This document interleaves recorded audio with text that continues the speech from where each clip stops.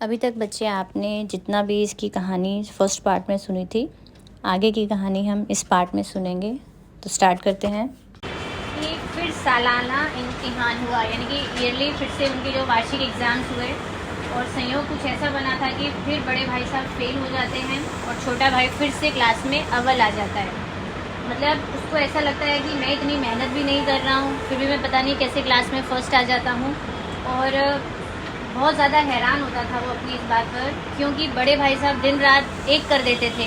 वो समय नहीं देखते थे, रात है रात को पढ़ रहे हैं, दिन में पढ़ रहे हैं, मतलब वो बहुत ज़्यादा पढ़ते थे और फिर भी फेल हो जाते हैं। और जबकि ये खेल कूद करने के बाद भी क्लास में अव्वल आ रहा था। वो कह रहे हैं कि उन्होंने तो भाई साहब ने प्राणांतक परिश्रम किया, प्राणों से अंत तक, यानी कि एंड टाइम तक भी वो मेहनत ही करते रह गए थे। उनका जो भी कोर्स था स्टडी का, उसका एक एक शब्द चाट गए, यानी कि उन्होंने इतना रट्टा मारा हुआ था, फिर भी वो ना जाने कैसे फेल हो गए थे। अब वो कह रहे हैं कि मुद्रा कांतिहीन हो गई, मतलब कि उनकी जो फेस था, एक होता है ना फेस पे खुशी सी आ जाती है, अब उनकी जो फेस की खुशी जो थी एकदम कांतिहीन, यानी कि उसकी चमक ही खो गई थी। कांति मतलब चमक को कहा जाता है, क्योंकि वो फेल हो चुके थे। अब छोटे भाई को बड़े भाई पर दया आने लगी थी, क्योंकि जैसे ही रिजल्ट आया, नतीजा सुनाया जा रहा था, तो वो रो पड़ते हैं। नेचुरली जो बंदा एक पूरा साल मेहनत करे फिर फेल हो जाए, और बड़ा भाई जो खेल कूद रहा है वो क्लास में फर्स्ट आ रहा है, तो सामने वाले का, हाँ, छोटा भाई अव्वल आ जाता है। तो छोटे भाई को भी अब अपने जो अव्वल आने की जो खुशी थी ना, वो भी उसको आधी लग रही थी, क्योंकि बड़े भाई की वजह से, क्योंकि वो फेल हो गए हैं। उनको ऐसा लग रहा था छोटे भाई को कि काश अगर वो भी फेल हो गया होता तो शायद भाई साहब को इतना दुख नहीं होता, लेकिन जो विधाता ने लिखा है उसे कोई टाल नहीं सकता है। अब वो कह रहे हैं कि अब दोनों के बीच में केवल एक स्टैंडर्ड का फ़र्क रह गया था। पहले भी फेल हो गए, अब दोबारा फेल हो गए, और उसके अंदर ऐसे कई बार होता है ना कि बच्चे के मन में विचार से आने लगते हैं, कुटिल भावना, यानी कि बुरी भावना आने लगी कि भाई साहब गलती से एक साल और फेल हो जाएं तो हम दोनों सेम स्टैंडर्ड में आ जाएंगे, तो मतलब हम दोनों बराबर की हो जाएंगे, फिर वो मेरी फजीहत कैसे करेंगे, यानी कि मुझे डांटेंगे कैसे, क्योंकि हम इक्वल रहेंगे। तो लेकिन उसने इस विचार को अपने दिल से एकदम निकाल दिया। अभी मेरे को ऐसा सोचना भी नहीं है, गलत बात है, मुझे नहीं सोचना चाहिए, क्योंकि अगर वो मुझे डांटते भी हैं तो वो मेरे फ़ायदे के लिए डांट रहे हैं। क्योंकि अगर वो मुझे डांटते हैं, वो मुझे सारा दिन जो उपदेश देते रहते हैं, शायद उन्हीं की वजह से मैं ये थोड़ा बहुत पढ़ता हूँ और क्लास में फ़र्स्ट आ जाता हूँ। तो कहीं ना कहीं मेरे अच्छे नंबर आने के पीछे बड़े भाई का ही हाथ है। अब वो कह रहे हैं कि जो बड़े भाई साहब इतना मुझे डांटते थे, फटकारते थे, दिन भर पढ़ने के लिए कहते थे, अब वो थोड़े से नरम पड़ गए थे, क्योंकि वो खुद फेल जो हो गए हैं। और मतलब कभी कभी उनको जब मौका भी मिलता था छोटे भाई को डांटने का, वो धीरज से काम लेते थे, यानी कि एकदम चढ़ नहीं जाते थे उसके ऊपर। अब शायद उनको मतलब कि अंदर ही अंदर ऐसा फील होने लगा था कि शायद वो छोटे भाई को डांटने का हक ही खो चुके हैं। तो अब उसकी इससे क्या हुआ, छोटा भाई, उसकी आज़ादी बढ़ गई, स्वच्छंदता, वो ज़्यादा खेलने कूदने लगा क्योंकि कोई डांटने वाला ही नहीं था। और उनकी सहिष्णुता का, यानी कि जो चुप रहने का, पेशेंस का, जो चुप थे उसके सामने, उसका वो अब गलत फ़ायदा उठाने लगा था, अनुचित लाभ लेने लगा। और अब उसके अंदर भी एक ये भावना सी पैदा हो गई थी, मैं पढ़ूँ भले ना पढ़ूँ, मैं पास तो हो ही जाऊँगा, ठीक है ना, क्योंकि उसको ऐसा लग रहा था कि मेरा जो लक है वो बड़ा ही स्ट्रांग है, मैं पास हो ही जाऊंगा। इसीलिए जो थोड़ा बहुत भाई साहब के डर से पढ़ता था, अब उन्होंने डांटना बंद कर दिया, तो वो भी पढ़ाई भी बंद हो गई उसकी। अब उसको अचानक से एक नया शौक पैदा हुआ था कौवे उड़ाने का, यानी कि पतंगबाजी करने का। अब वो अपना पूरा समय पतंगबाजी को ही भेंट कर देता, यानी कि उसी में ही लगा रहता था। और लेकिन वो कह रहा है कि फिर भी मैं बड़े भाई का अदब करता था, यानी कि उनका मान सम्मान करता था, क्योंकि उनकी नज़रों को बचाकर ही, मतलब कि चुपके से ही जाता था, नज़र बचाना यानी कि मुहावरा बच्चे, चुपके से जाता था, तभी वो पतंगबाजी करता था। मांझा देना, कन्ने बांधना, शायद मुझे बताने की जरूरत नहीं, आप सबको पता होगा इनका मतलब क्या है। पतंग टूर्नामेंट की तैयारियां, जैसे कि कई बार वहाँ कंपटीशन होते हैं, टूर्नामेंट होते हैं, तो उन सब की जो भी बातें होती थी दोस्तों के बीच में, वो सब गुप्त रूप से वो करता था। बड़े भाई को कानो कान खबर भी नहीं लगने देता था कि ये सब प्लानिंग चल रही है, मतलब डाउट भी नहीं होने देता था, क्योंकि उनका सम्मान मेरी और लिहाज मेरी नज़रों में कम हो गया है। भले ही वो उनसे इतना नज़र बचाता था, लेकिन अंदर ही अंदर वो कहीं ना कहीं उनका सम्मान करता था। भले ये सब वो कर रहा है वो, लेकिन वो अपनी खुशी के लिए कर रहा था, लेकिन तो भी सामने नहीं आता था क्योंकि उनका वो सम्मान करता था। आगे वो कह रहे बच्चे, एक दिन जब संध्या का समय था यानी कि शाम का टाइम था और हॉस्टल से दूर एक कनकौवे को यानी कि पतंग को लूटने के लिए वो बेतहाशा दौड़ा जा रहा था। यानी कि कोई दुनिया की खबर नहीं है, बस दौड़ रहे हैं पतंग के पीछे। ठीक है, कभी कटी पतंग के पीछे किसी को दौड़ते देखा है? बस वही हाल उसका था। उसकी जो आंखें थी वो केवल आसमान के ऊपर थी और मन जो था, मतलब हर बच्चे के मन में होता है मैं उस पतंग को लूट लूँ, तो आकाशगामी पथिक की ओर, यानी कि जो आकाश में पतंग जा रही है उस पथिक यानी कि यात्री की तरफ उसकी नज़र थी, जो कि मंद गति से यानी कि धीरे धीरे, पतंग कैसे हौले हौले नीचे आता है तो एकदम झूमता हुआ वो पतन की ओर जा रहा था। यानी कि पतन क्या होता है, नीचे की तरफ जा रहा था। फिर वो कह रहे हैं बच्चे, मानो कोई आत्मा स्वर्ग से निकलकर विरक्त मन से नए संस्कार ग्रहण करने जा रही हो। अब जैसे कि एक पतंग जो है वो टूटकर जब नीचे गिर रही है तो ऐसे लग रहा है कि एक आत्मा जो है एक शरीर से निकल मतलब स्वर्ग से निकल गई है और फिर वो कहाँ जा रही है, मतलब जो उसका मन नहीं है, विरक्त मन, मतलब उस चीज का उसमें उसका इंटरेस्ट नहीं है, फिर भी वो एक नए संस्कार ग्रहण कर रही है, मतलब एक नए हाथों में जाएगी। उस पतंग की बात हो रही है ये। ठीक, जब इस ऐसा आपसे क्वेश्चन पूछा जाएगा ना बच्चे, यही एज इट इज लाइनें आप जब डालते हैं ना तो बड़ा इफेक्ट पड़ता है। तो टेक्सचुअल लैंग्वेज यूज करनी है हमको, क्लियर? तो लाइनों को ढंग से इसीलिए समझाया जा रहा है ताकि आपको याद रहे। फिर है, और बच्चों की जो पूरी सेना है यानी कि टोली की टोली उस एक पतंग के पीछे दौड़ रही थी और झाड़दार बांस लिए, बांस यानी एक डंडा था उनके हाथ में ताकि वो पकड़ सके उस पतंग को, दौड़ती ही जा रही है। किसी को भी ये नहीं पता था वो कहाँ दौड़ रहे हैं, आगे पीछे उनके कौन है, सबकी नजर कहाँ थी, केवल पतंग की ओर। और जहां सभी मानो उस पतंग के साथ आकाश में उड़ रहे थे, यानी कि पतंग जैसे जैसे आकाश से नीचे आ रही है सबका ध्यान उधर है, तो सबको ऐसा लग रहा है वो भी बस उसी के पीछे पीछे वहीं उड़ रहे हैं जहां पर सब कुछ समतल है। समतल यानी कि अब जब पतंग के पीछे बच्चे दौड़ रहे हैं उनको ये भी मतलब होश नहीं होता है कि जिस सड़क पर वो दौड़ रहे हैं वहां कोई गाड़ी होगी, कोई ट्राम होगी, मतलब वो बस दौड़े जा रहे हैं, वो आगे अगल बगल में भी नहीं देखते हैं। तो अचानक से भाई साहब से उसकी मुठभेड़ हो गई, यानी कि वो उनसे टकरा गया, वो सामने आ जाते हैं उसके, और शायद वो बाजार से ही लौट रहे थे, तभी उन्होंने उसको वहीं पकड़ लिया और उग्र भाव यानी कि गुस्से से उससे उसको बोलते हैं कि क्यों इन बाजारी लौंडों के साथ, लड़कों को कहा जाता है भी जो ऐसे छोटे मोटे लड़के हैं जो ढंग से स्टडी भी नहीं करते हैं, तो इनके साथ तुम फालतू में ऐसे कनकौवे क्यों उड़ा रहे हो, तुम्हें शर्म भी नहीं आती है और तुम्हें कोई लिहाज भी नहीं यानी कि शर्म भी नहीं है कि तुम अब नीची जमात में नहीं हो। नीची जमात यानी कि छोटे स्टैंडर्ड में, ठीक है, अब तुम 8वीं में आ गए हो और केवल मुझसे एक स्टैंडर्ड दर्जा ही नीचे हो। भी आखिर आदमी को थोड़ी तो अपनी पोजीशन का ख्याल रखना चाहिए, अब उसका लेवल उसको देखना चाहिए भी वो खुद किस लेवल पर है और छोटे छोटे बच्चों के साथ वो पतंगे उड़ा रहा है।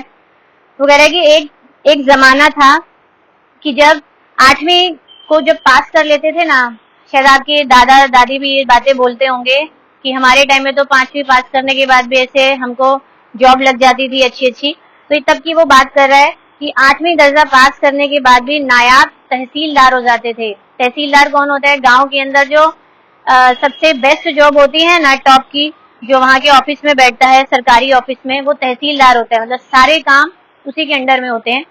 तो वो कह रहे थे मैं बड़े सारे मिडलचियों को जानता हूँ। मिडलची यानी कि जब आप 8th स्टैंडर्ड मिडल को कहा जाता है, 10th स्टैंडर्ड मैट्रिक को कहा जाता है, समझ में आया? तो मैं बहुत सारे मिडलचियों यानी कि 8वीं पास लोगों को जानता हूँ जो केवल अव्वल दर्जे के यानी कि टॉप स्टैंडर्ड के मैजिस्ट्रेट हैं या फिर सुपरिटेंडेंट बने हुए हैं सिर्फ 8th स्टैंडर्ड पास करने के बाद, और कितने ही ऐसे 8th स्टैंडर्ड पास करने के बाद बच्चे हैं जो हमारे लीडर भी हैं, नेता भी बन चुके हैं और बड़े बड़े समाचार पत्रों के एडिटर हैं, संपादक हैं, ठीक है।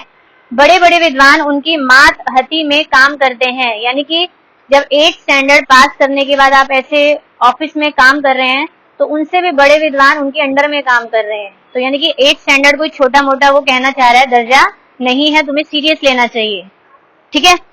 फिर है वो कह रहा है कि तुम उसी 8वीं दर्जे में आकर, जो उसने इतने सारे एग्जाम्पल दिए, इन बाजारी लौंडों के साथ पतंगे उड़ा रहे हो, कनकौवे उड़ा रहे हो, मुझे तो तुम्हारी इस कम अकली पर दुख होता है, यानी कि तुम्हें समझ ही नहीं है, कम अकल है तुम्हारे अंदर भी। वो कह रहे हैं कि इस चीज में कोई शक नहीं है कि तुम ज़हीन हो। ज़हीन यानी कि बुद्धिमान हो, ठीक। इंटेलिजेंट था तभी तो बार बार अव्वल आ रहा है, तभी वो कह रहे हैं कि तुम बुद्धिमान हो। लेकिन ऐसी बुद्धि भी किस काम की जो हमारे आत्म गौरव की ही हत्या कर डाले, यानी कि सेल्फ रिस्पेक्ट, उसकी ही तुम एक तरह से हत्या कर रहे हो। तुम छोटे छोटे बच्चों के साथ खेल रहे हो। अगर तुम्हारा अच्छा है, तुम स्टडी में अच्छे, तो तुम्हारा लेवल अच्छा होना चाहिए, वो ये समझा रहा है। वो कह रहा है कि तुम अपने दिल में शायद ये समझते होगे कि मैं भाई साहब से केवल एक दर्जा ही तो छोटा हूं, ठीक है। अब वो खुद बोल रहा है कि भले ही तुम मेरे से 1 साल छोटे हो भी, अब मतलब कि मुझे इस बात को कहने का हक है भी नहीं तुम्हें ज्यादा डांटने फटकारने का, लेकिन फिर भी मैं तुमसे 5 साल बड़ा हूं, इस बात को तुम बिल्कुल मत भूलना। हो सकता है अगले साल तुम मेरी ही जमात में आ जाओ, सेम स्टैंडर्ड, और हो सकता है उससे अगले साल तुम मेरे से 1 साल आगे भी निकल जाओ। ये बात क्लियर बड़ा भाई बोल रहा है। हो सकता है कि कुछ भी हो जाए, ठीक है ना, लेकिन जो मर्जी हो जाए, मैं तुमसे 5 साल बड़ा हूं, मेरा अनुभव तुमसे ज्यादा है, जो मर्जी है। अब इस 5 साल के अंतर को तुम तो क्या, खुदा यानी कि भगवान भी मिटा नहीं सकता है। अब बात आ जाती है अनुभव की, ठीक। अब स्टैंडर्ड का लेवल खत्म हो गया, आगे वो क्या कह रहा है, अनुभव ज्यादा इंपॉर्टेंट होता है स्टडी से, शिक्षा से। अब उसके लिए वो कह रहा है भले ही मुझे जो जिंदगी का तजुर्बा है वो तुम्हें नहीं हो सकता, क्योंकि मेरे को 5 साल ज्यादा ही रहेगा ऑलवेज, ठीक। और उसकी तुम कभी भी मेरे से बराबरी कर ही नहीं पाओगे, भले तुम एमए कर लो, ये सब डिग्रियों के नाम है, भले तुम डीफिल कर लो, डीलिट क्यों ना कर लो, क्योंकि जो जिंदगी का अनुभव है, वो तजुर्बा जो है वो जीने से ही आता है, किताबों से मिलता ही नहीं है। तो उसका कहने का मतलब है तुम किताबों में भले ही मेरे से अच्छे हो गए, लेकिन जिंदगी के अनुभव में मैं तुमसे ज्यादा बढ़िया हूँ। ये अब तो नहीं है, पहले होती थी डीलिट, पता नहीं। फिर है, अब वो कह रहा है कि अब वो एग्जाम्पल किसके देता है, अपनी अम्मा के और अपने दादा के। वो क्या कह रहा है कि हमारी अम्मा ने कोई भी स्टैंडर्ड क्लियर नहीं किया, पहले के समय में स्टडी नहीं होती थी, और वो कह रहे हैं दादा भी हमारे शायद 5वीं या 6वीं स्टैंडर्ड तक ही पढ़े होंगे। हम दोनों भले ही पूरी दुनिया की कितनी ही पढ़ाई कर लें, कितनी ही विद्या को ग्रहण कर लें, लेकिन अम्मा और दादा को समझाने और सुधारने का अधिकार हमको कभी भी नहीं होगा। वो हमेशा हमारे से आगे ही रहने वाले हैं अनुभव के मामले में, क्योंकि वो हमारे जन्मदाता भी हैं। अब वो कह रहे हैं उनको दुनिया का तजुर्बा हमसे ज्यादा है, नेचुरली है, और रहेगा भी, उसको हम कभी भी कम्पीट भी नहीं कर पाएंगे। तो वो कह रहे हैं कि अमेरिका में जो भी राज व्यवस्था चल रही है, मतलब अमेरिका में कैसे वो लोग आगे बढ़ रहे हैं प्रतिस्पर्धा में, या अपने आप को हर देश से सबसे आगे हैं वो, तो वो कह रहे हैं कि वो कितने ही आगे हो जाएं, हेनरी 8वां हेनरी, जो कि हमने पढ़ा ना, 8 हम पढ़ चुके हैं, तो उसने कितने ब्याह किए हैं, यानी कि कितनी शादियां रची हैं, या फिर आकाश के अंदर कितने ग्रह हैं, नक्षत्र हैं।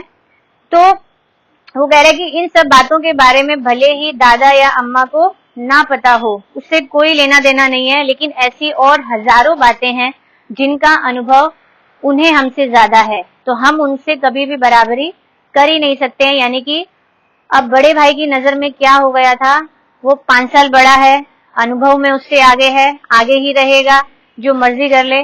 तो कुल मिलाकर वो उसको डांटने का हक अभी भी पूरा पूरा रखते हैं, समझाने का हक भी पूरा पूरा रखते हैं, ठीक है। अब वो कह रहे हैं कि देव ना करे, देव यानी कि भाग्य या किस्मत से ऐसा नहीं हो कि मैं बीमार हो जाऊं। अभी वो अनुभव का एग्जाम्पल देते चले आ रहे हैं कि अगर मैं बीमार हो जाऊंगी तो तुम्हारे हाथ पांव फूल जाएंगे। मुहावरा है बच्चे, हाथ पैर फूल जाना यानी कि एकदम से घबरा जाना। तो वो कह रहे हैं कि क्योंकि हॉस्टल में दोनों बच्चे रह रहे हैं, अब जब मैं बीमार हो जाऊंगा तो तुम्हें कुछ सूझेगा नहीं, क्योंकि छोटे बच्चे को ये नहीं पता होता है कि क्या दवाई देनी है, क्या करना है।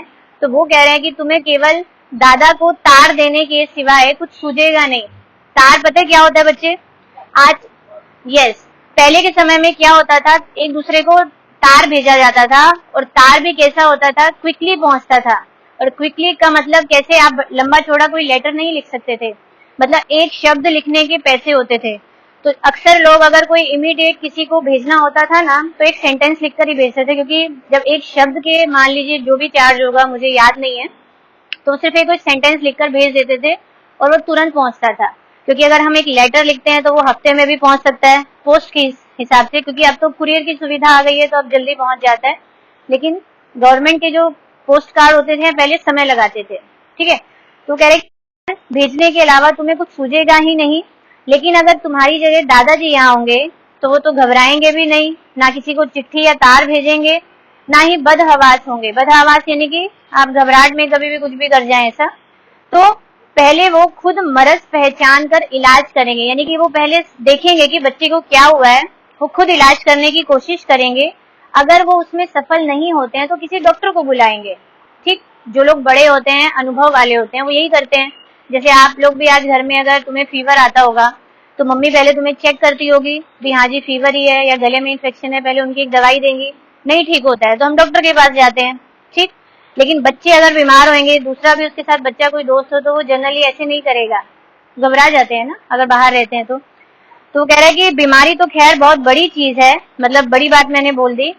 अगर हम और तुम तो इतना भी नहीं जानते हैं कि महीने भर का खर्च महीना भर चलाएं भी कैसे। अब क्यों एग्जाम्पल दिया, वो हॉस्टल में रह रहे हैं, उनको घर से खर्चा आता होगा महीने भर का, तो वो कह रहे हैं कि जो कुछ भी हमें दादा वहां से भेजते हैं हम उसको 22 तारीख तक तो खत्म ही कर देते हैं। समझ में आया? 1 तारीख से 22 तक उनका पूरा वो पैसा फिनिश हो जाता है, और फिर बाद में जो 1 हफ्ता गुजरता है, 8 दिन, वो उसके लिए पैसे के लिए मोहताज होते हैं, यानी कि मतलब पैसे भी उनके पास नहीं होते, किसी एक दूसरे से मांगना शुरू कर देते हैं, और उनका नाश्ता भी बंद हो जाता है, यानी कि पैसे ही नहीं है, नाश्ता भी नहीं करते हैं वो। और नाई से और धोबी से जिन उनसे आंखें चुराते हैं, क्यों? क्योंकि वो सामने मिलेंगे तो उनसे पैसे मांगेंगे, तो आंखें चुराना मुहावरा हो गया। तो इसीलिए वो कह रहे हैं कि आज हम और तुम जो कुछ भी खर्च कर रहे हैं उसके आधे में तो दादाजी ने अपनी उम्र का बड़ा भाग इज्जत और नेक नामी के साथ निभाया है। यानी कि जितने पैसे उनको भेजे जा रहे हैं उससे आधा पैसा उन्होंने उतने में ही अपनी आधी उम्र निकाल दी उसको कमाने में। समझ में आया? फिर वो कह रहे हैं कि पूरे कुटुंब का पालन किया, कुटुंब यानी कि परिवार का पालन पोषण उससे आधी इनकम में करते हैं वो लोग, जितना हमको वो हॉस्टल भेजने में कर रहे हैं। फिर कह रहे हैं कि सब मिलकर 9 आदमी थे। कौन? परिवार के अंदर 9 आदमी थे। अब वो दूसरा एग्जाम्पल किसका दे रहे हैं? अपने हेडमास्टर का। वो कह रहे हैं कि उन्होंने एमए किया हुआ है, और एमए भी ऐसा वैसा एमए नहीं, ऑक्सफोर्ड यूनिवर्सिटी वाला एमए किया हुआ है, और कमा कितना रहे हैं? 1000 रुपए महीना। अब वो कह रहे हैं कि उनके घर का इंतजाम, यानी कि जो भी है पूरे महीने भर का भी मैनेज करना, इंतजाम करना, यानी कि मैनेज कैसे किया जाता है भी, उस 1000 में आपने पूरा घर चलाना है। वो कह रहे हैं जब तक उनके खुद के हाथ में था वो, तो वो उसमें बचा भी नहीं पाते थे, लेकिन जब से उनकी अम्मा ने उनका प्रबंध संभाला है, इंतजाम, घर के इंतजाम को संभाला है, तो वो उसको अच्छे से मैनेज कर रहे हैं। तो मतलब कि हेडमास्टर की जो एमए की डिग्री है वो भी बेकार है अनुभव के आगे, ठीक है ना। तो वो कह रहे हैं कि वो भी बेकार हो गई। तो जब से अम्मा जी के हाथ में वो प्रबंध पूरा आया है, घर में लक्ष्मी आ गई है, यानी कि उसमें बचत भी उनकी होनी शुरू हो गई थी। तो वो कह रहे हैं कि भाईजान, अब छोटे भाई को एक तरह से वो कमेंट करते हुए बोल रहे हैं कि भाईजान ये गुरूर अपने दिमाग से, यानी कि घमंड को निकाल दो कि तुम मेरे समीप आ गए हो, यानी कि हम दोनों नजदीक आ गए हैं स्टैंडर्ड में, और अब तुम आजाद हो गए हो, स्वतंत्र हो गए हो। लेकिन जब तक मैं तुम्हें देख रहा हूं तुम बेराह नहीं चलोगे। बेराह यानी कि गलत रास्ते पर नहीं चलोगे, क्योंकि मैं चलने ही नहीं दूंगा, तुम्हें घड़ी घड़ी टोकने के लिए मैं बैठा ही हूं। और अगर तुम ऐसे नहीं मानोगे, तो उसको हाथ थप्पड़ दिखाकर वो बोलता है नहीं मानोगे तो शायद मुझे इसका भी प्रयोग, यानी कि मारना भी तुम्हें पड़ सकता है, तो कोई दिक्कत नहीं होगी मुझे। फिर वो बोल रहा है कि मैं मानता ये भी हूं कि तुम्हें मेरी सारी बातें जहर जैसी लग रही हैं। मुहावरा है बच्चे, जहर जैसी लगना, यानी कि बुरी बातें लगना, दिल को जैसे एकदम चुभती हैं जो बातें। वो कह रहे हैं कि मैं जानता हूं तुम्हें मेरी बातें बड़ी कड़वी लग रही होंगी। तो अब वो बस इतना ही बोलता है। अब छोटा भाई कहता है कि मैं उनकी इस नई युक्ति के सामने नतमस्तक हो गया, यानी कि अभी तक तो वो उसको घड़ी घड़ी जो समझा रहा था या डांट रहा था बड़ा भाई, उस स्टैंडर्ड के लेवल पर डांट रहा था। अब जैसे जैसे लेवल का दोनों के स्टैंडर्ड का जो डिफरेंस कम हुआ, अब उसके सामने उसको एक डांटने का एक चीज तो चाहिए थी ना, अब वो अनुभव को ले आया बीच में। तो उसकी छोटे भाई को बड़े भाई की अब इस नई युक्ति के सामने वो नतमस्तक हो गया, यानी कि झुक गया कि बड़े भाई भले ही फेल हो रहे हैं लेकिन वो नए नए उपाय खोजकर मुझे डांटने का अवसर खोते नहीं है। वो झुक गया उनके सामने। अब वो कह रहे हैं कि आज सचमुच उसको अपनी लघुता का अनुभव हुआ। लघुता यानी कि छोटेपन का भी। बड़ा भाई मुझे हर टाइम ही समझा रहा है, 1 साल 2 साल, मैं फिर भी वैसा का वैसा ही हूँ। तो उसको अपने छोटेपन का एहसास हुआ, उसको अपनी गलती का यहाँ एहसास हो रहा है। और फिर अब उसके मन में अपने बड़े भाई के लिए जो श्रद्धा थी, सम्मान था, वो और ज्यादा बढ़ गया था, उत्पन्न हो गया था। और उसने अपने सजल आंखों से कहा। सजल का मतलब क्या होगा बच्चे? जल के साथ, सजल यानी कि उसकी आंखों में अब आंसू आ गए हैं। ठीक, आंखों में आंसू लिए अब वो अपने बड़े भाई को क्या कहता है कि हरगिज नहीं, हरगिज नहीं, यानी कि अब वो ऐसा बिल्कुल नहीं करेगा, यानी कि शिकायत का मौका ही नहीं देगा। वो कह रहा है कि आपने जो कुछ भी फरमा रहे हैं, यानी कि जो कुछ भी मुझे कह रहे हैं, वो बिल्कुल सही कह रहे हैं, सच है, और आपको ये सब बातें कहने का पूरा हक भी है, अधिकार है। तो इसके लिए वो नकारता नहीं है। देखिए, बड़ा छोटा भाई क्लास में अव्वल आ रहा है, बड़ा भाई फेल होता जा रहा है, फिर भी वो उसको ही डांट रहा है, छोटे भाई को। आज के टाइम में ऐसा कोई भाई नहीं होगा जो अपने बड़े भाई का सम्मान करेगा। मैं मान ही नहीं सकती, वो तो बल्कि सामने 2 बातें सुनाएगा। लेकिन ये फिर भी छोटा भाई ऐसा है कि इज्जत कर रहा है अपने बड़े भाई की। इसके अंदर बहुत अच्छी बात बताई गई है, समझ में आ रहा है? हो सकता है आप अपने घर में बड़े हैं या छोटे हैं, मैं नहीं जानती, लेकिन जो चैप्टर की सीख है आप उसको समझने की कोशिश करिए कि भले ही आप घर में छोटे हैं या बड़े हैं, लेकिन बड़ों का सम्मान करना बहुत जरूरी है। भले ही आप उनसे हर चीज में आगे हैं। आज हो सकता है कि जैसे जैसे आप अपने पेरेंट्स से ही लगा लीजिए, जिनकी मम्मियां हाउस वाइफ है, मैं उनके लिए बोलना चाहूंगी। तो कई बार बच्चे ऐसे होते हैं, वो बोल देते हैं आपको तो पता ही नहीं है, हमें ज्यादा पता है, नॉलेज है, क्योंकि आजकल टेक्नोलॉजी का जमाना है। आप लोगों को हो सकता है ज्यादा ही नॉलेज होगी अपने पेरेंट्स से, मैं ये नहीं कहती, लेकिन कभी भी अपने से बड़ों को नीचा मत दिखाइए कि आप उनसे बहुत आगे हैं, क्योंकि यहाँ तक पहुंचने के लिए उनकी ज्यादा मेहनत है आपको यहाँ तक पहुंचाने के लिए बच्चे। तो उनके अगर उन्हें कुछ नहीं आता है तो उन्हें प्यार से बल्कि सिखाने की कोशिश करिए, क्योंकि जब इतने बड़े आप हो गए हैं ना, तो यहाँ तक आपको लाने के लिए उन्होंने भी बड़े प्यार से आपको ट्रीट किया है। आपकी हर बातों को, मतलब गलत बातों को भी बड़े प्यार से समझाया होगा। ऐसा नहीं है कि आप भी एक ही बात को एक ही बार में समझ गए होंगे। तो अगर उनको नहीं आता है, भले ही आपके घर में मम्मी है, भले ही दादी हैं, दादा हैं, किसी के घर में जो भी होगा, तो उनके साथ थोड़ा समय बिताएं और उन्हें सिखाने की कोशिश करिए। न्यू जनरेशन का भी उन्हें अच्छा लगेगा, आप टाइम भी स्पेंड करेंगे तो।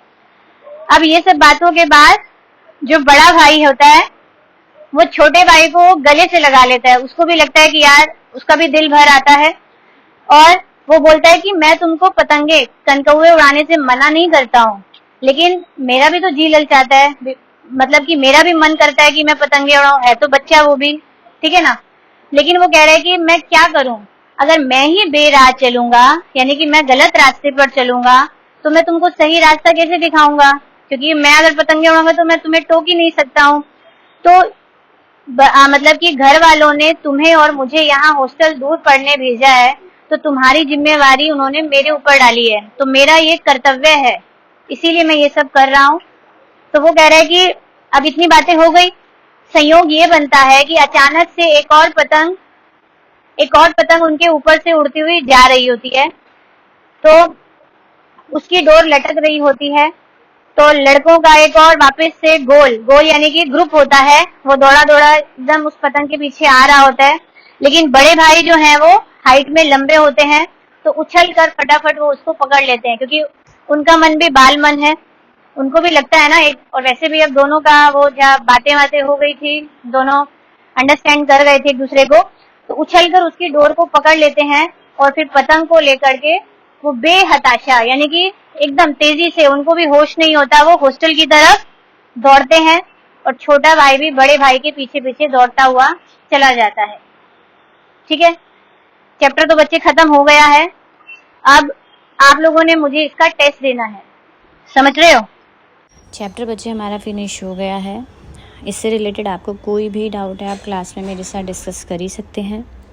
और चैनल को सब्सक्राइब करके रखिए ताकि इस वीडियो का आपको दोबारा से सुनना है, ताकि आपको ढूंढने में दिक्कत नहीं आएगी। Okay, good bye, take care, जय हिंद।